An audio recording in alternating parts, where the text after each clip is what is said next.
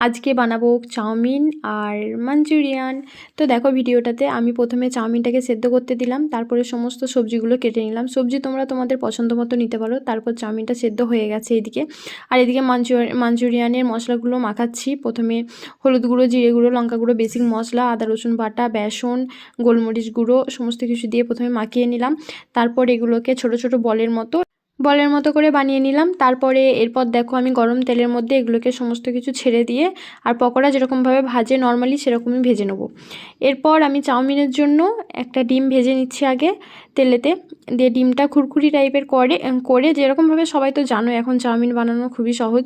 আর এদিকে আমি সমস্ত মশলাগুলো দিয়ে চাউমিনটাকে বানিয়ে নিলাম। এটা ভিডিও আমার বড় হয়ে যাচ্ছিল বলে আমি দিলাম না, কারণ এখন সবাই চাউমিন বানাতে জানে, মোটামুটি এখন সবারই বাড়িতেই হয়। তারপর এটাকে দেখো চাউমিনটা আমি বানিয়ে নিলাম। আর একটু গোলমরিচ গুঁড়ো আর সস দিয়েছিলাম, সয়া সস আর টমেটো সস দিয়েছিলাম। আমার কাছে আর কোনো সস থাকেনি সেই টাইমে। আর দেখো আমি চাউমিন মশলা পাইনি বলে ম্যাগি মশলা নিয়ে এসেছিলাম। ঠিক আছে, চলে যাবে, এটা ভালো লাগে, টেস্টটা অনেকটা সেমই অনেকটা।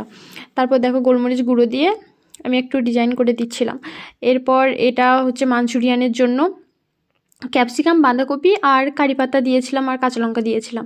তারপর ওগুলো একটু মানে শক্ত শক্ত থাকবে, তারই মধ্যে ক্রাঞ্চি টাইপের থাকবে। তারপর দিয়ে আর যত রকমের সস থাকবে দিয়ে দিতে হবে। আর একটু কর্নফ্লাওয়ার দিতে হয়, আমার কাছে কর্নফ্লাওয়ার থাকেনি।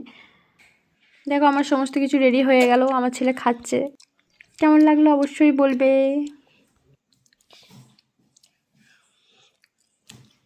কেমন হয়েছে বলো। ভালো।